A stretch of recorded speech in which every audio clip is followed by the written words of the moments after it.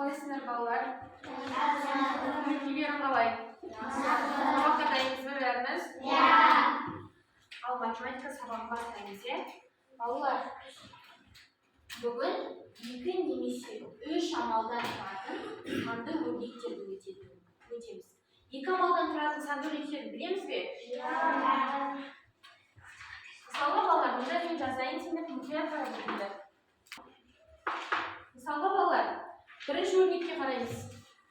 4 көбейтілген 3-ні қанша амалмен шығарылады? 1 амалмен. Енді екіншісіне қараймыз. Қанша амалмен шығарылады? 2 амалмен. Ал үшіншісі 3 амалмен. Балалар қараңдар. Демек, бүгінгі сабақта 3 амалмен шығарылатын есептерді қарастыратын боламыз. Жазылып па? Бұл сабақта біз тек 3 амалмен шығарылатын өрнектерді ғана біліп қана қоймай, ол орындалу ретін білеміз. Сол өрнекте амалдардың орындалу ретін білеміз, балалар. Егер біз мысалға қараңдар балалар, бағана көрсеттім, 4 көбейтілген 5 қосылған 2 көбейтілген 3 десек. Бірінші амал қайсы амалды орындаймыз бірінші? 4 пен 5-ті көбейтілсін. Екінші 2 мен 3-ті орындаймыз. Ал үшінші екінің қосылысын орындаймыз. Ал егер балалар, мен керісінше мынаны екінші орындап, сосын мынаны үшінші орындасам, менің өрнектің мәні дұрыс шыға ма?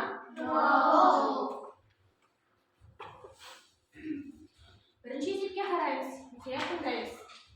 Амалдардың орындалу ретін анықта. Мәндерін тап дейді. Бірінші өрнекті мен жазайын, сендер мұқият қараймын. Өрнекті оқимын. 3 көбейтілген 8 бөлінген 4. Бірінші қай амалды орындаймыз? 3 көбейту 8. Қанша болады? Бірінші осыған 24.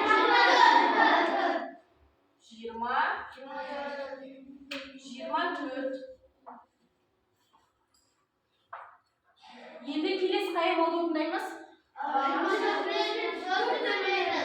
4-ке бөлеміз. 24 4-ке бөлеміз.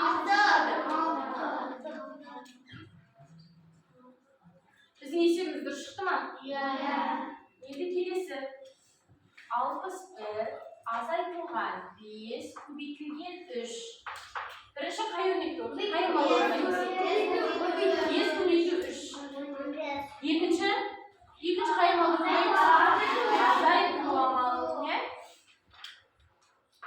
5-ті 3-ке көбейтсек қанша болады? 15.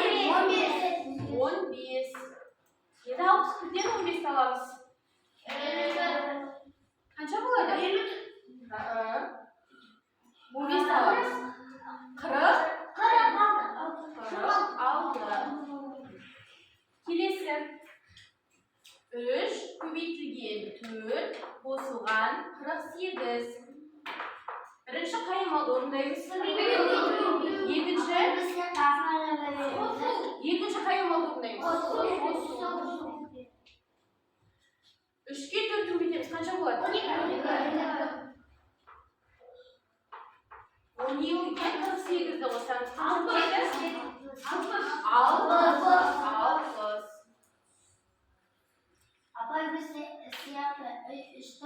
Жоқ, екі қатарға бөліп жазамыз балалар. Бірінші 14 қосылған 16 бөлінген 3. Бірінші қай амал орындалады?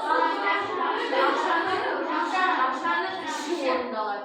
Екінші бөлу амалы. 14-ке 16 қосамыз. Қанша? 30-ды 3-ке бөлеміз. Қанша? 10. Келесі 79 қосылған 3 көбейтілген 7. Қайсысын алып бірінші болады? 79 қосылған 3-ке 7 қосы 3 пен 7 көбейтілсе қанша болады? 21. 79-ға 21-ді қосамыз 100. Келесі 7 көбейтілген 3 азайтылған 9. Екінші азайту. 7-ге 3-ті көбейткенде қанша болады? 21. Bakın cevap bilen 9'da aytamiz. 12.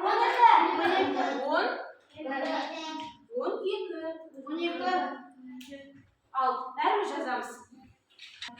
Жас болды.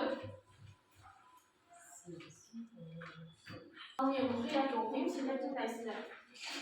Өрнектерді жаз, олардың мәнін тап. Біріншісі, 10 мен 4-тің көбейтіндісіне 45 пен 5-тің бөліндісін қосу. Қалай жазамыз? Айтам көзір. 10 мен 4-тің көбейтеміз, қосамыз, 45-ті бөлеміз.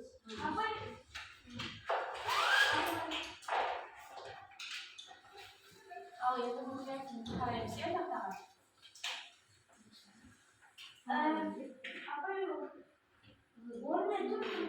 Есеп.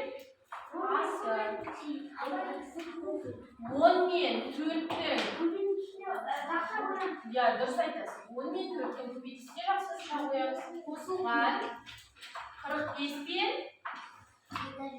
5-тің несі? Бөлінісі. Ал енді мұқият тыңдаймыз, балалар. Бірінші қайырмалды орындаймыз. Көбейту. Бірінші көбейту орындаймыз. Енді балалар қараңдар, астына 1 дейміз. 10 көбейтілген 4. Қанша болады? 40. Екінші қайырмалды орындаймыз. 45 бөлу 5. Тең 9.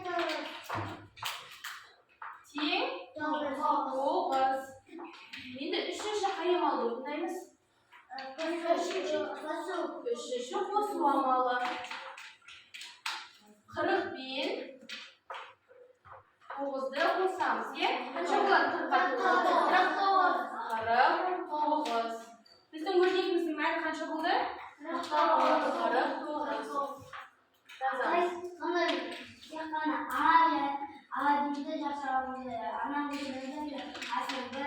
Бір, екі, үш дегенді міндетті түрде жазамыз. Себебі ол біздің өрнегіміздің орындалу реті. Түсіндік пе? Бәрін жазып болдық па? Қолымыз көтерейікші жазып болғандарымыз.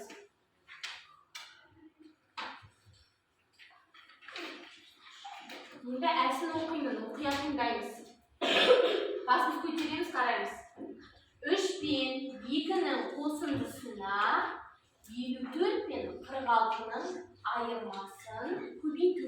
Қалай жазамыз? Қосардымыз, айта ондырасың. 3 пен 2-нің қосындысына болды. 3 пен 2-нің қосындысына бақшаға алам. 54 пен 46-ға айырмасына болды. 46-ның айырмасына көбейту жазамыз. Көбейту жазамыз. Дұрыс айтасың. Енді балалар, бірінші қайырмалды орындаймыз. Қосу амалы. Екінші қайырмалды орындаймыз. Азайту. Үшінші қайырмалды орындаймыз. Көбейту. Ал бейбарыс не болды?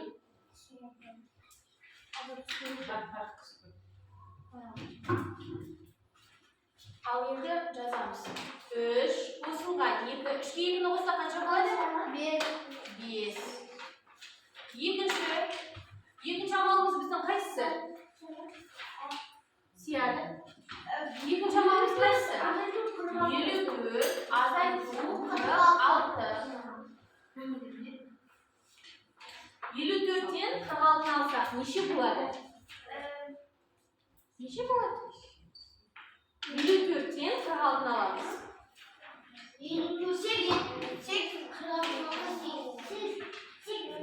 8, ойланып қарайық. 4, 8, дұрыс.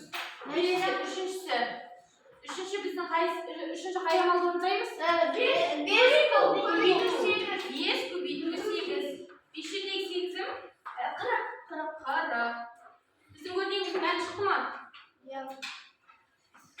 Ал жазамыз бәріміз. Кім жазып болды, қол көтереміз. Балалар, енді мен мына үшінші бысын мына тақтаға жазамын. Бірақ сендер дәптерлеріңде астына жазасыңдар. Кесіп пе? Түсінді ма бәріне? Енді мұқият қараймыз.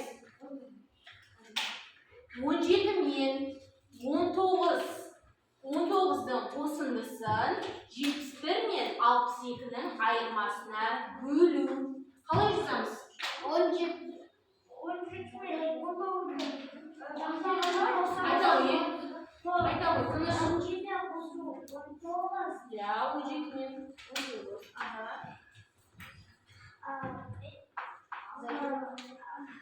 Azaytı мен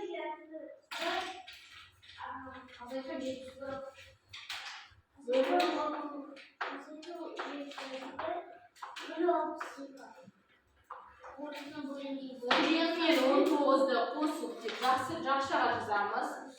71 мен 62-ні 71-ден 62-ні азайтамыз. И ортасына бөлімді қоямыз. Ортасына Бөлім қоямыз.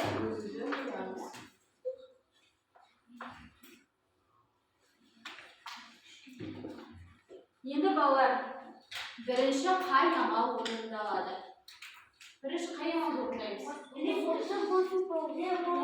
Қосу 17 мен 19-ды қосамыз. Екінші қай амалды орындаймыз? Үшінші қай амалды орындаймыз? Бөлу амалы, не? 17 қосылған 19. Неше болады жауабы? 17-ге 19 қосамыз. 36. Так, жыбыда болады осылар. 71 алынған 62, азайтылған 62. 71-ден 62-ні аламыз. Неше болады? 36 бөлінген 9. 36-ны 9-ға бөлеміз. 4. 12-ні мәні шықты ма? Жазамыз бәріміз. Ал тақтаға мұқият қараймыз балалар. Амалдардың орындалу етін анықтап, өрнектердің мәнін тап дейді. Балалар, бізге 2 амалмен шығарылатын өрнектер және 3 амалмен шығарылатын өрнектер берілген. Біріншісіне қараймыз. 13 азайтылған 6 бөлінген 2. 13 азайтылған 6 бөлінген 2. Балалар, бұл қанша амалмен шығарылатын өрнек? 2 амалмен. Бірінші қайсысын шығарамыз? Бөлу амалы шығарамыз ба, азайту амалы ма? Бөлу. Екінші азайту амалы. 6-ны 2-ге бөлеміз. Неше болады? 6-ны 2-ге бөлеміз. 3. 13-тен 3-ні аламыз? 10. Өрнегіміздің мәні шықты ма? Жазбаймыз. Бірінші қараймыз.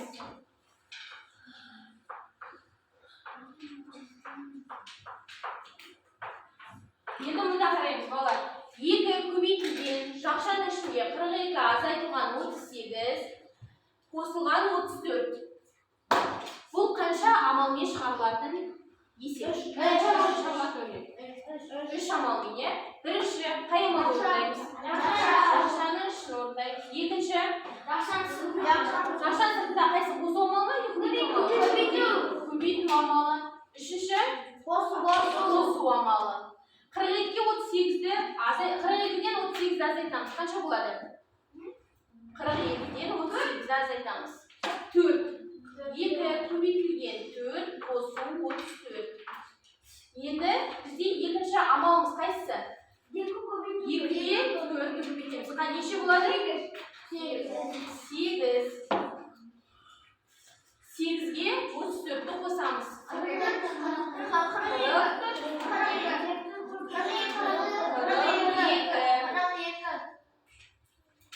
Енді келесі. 3 көбейтілген 6 бөлінген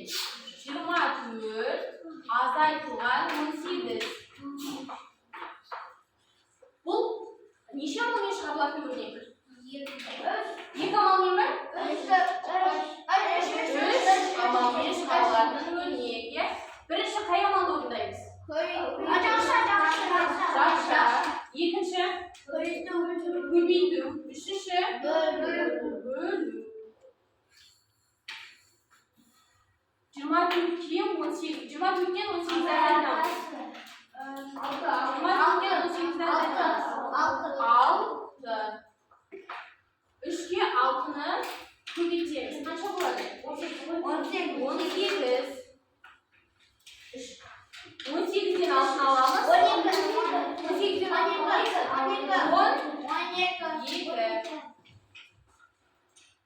Ал жазбалар балалар. Осыны жазайық.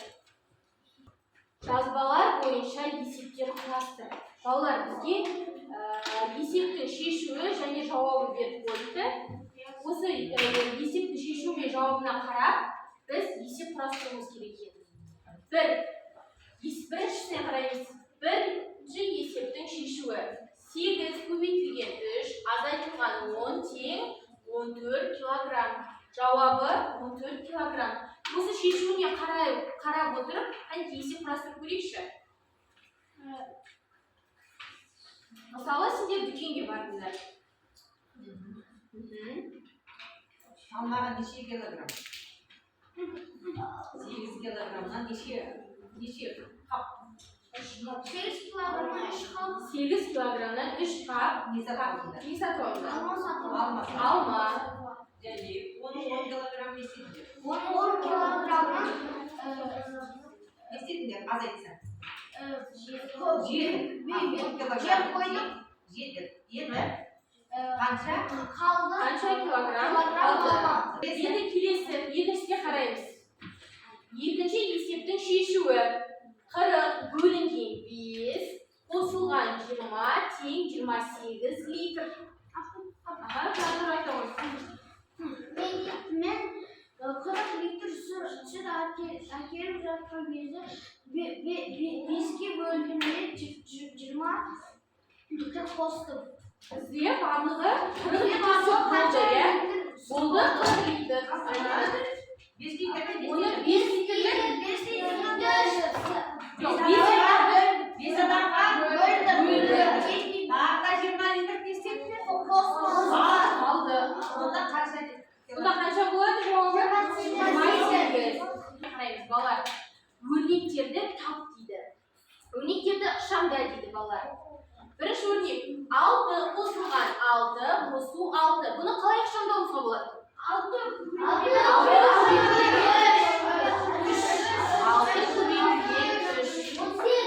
Біріншісін қалай ықшамдаймыз дедік? 6 көбейтілген 3. 6-ны 3-ке көбейткенде неше болады?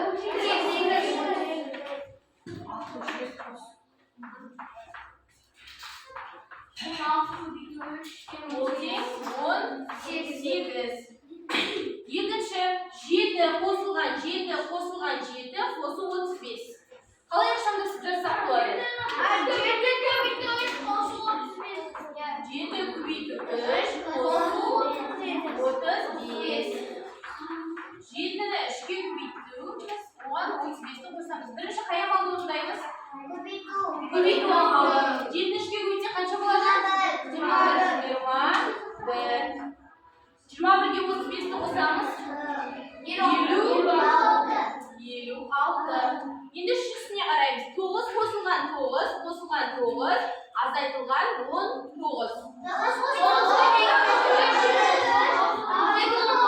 9 көбейту жарайсың. 9 қосылған 9 азайтылған 19. 9 көбейтілген 3 азайтылған 19. Енді балалар, бұл жерде бірінші қай амалды орындаймыз? Көбейту мен азайту амалы.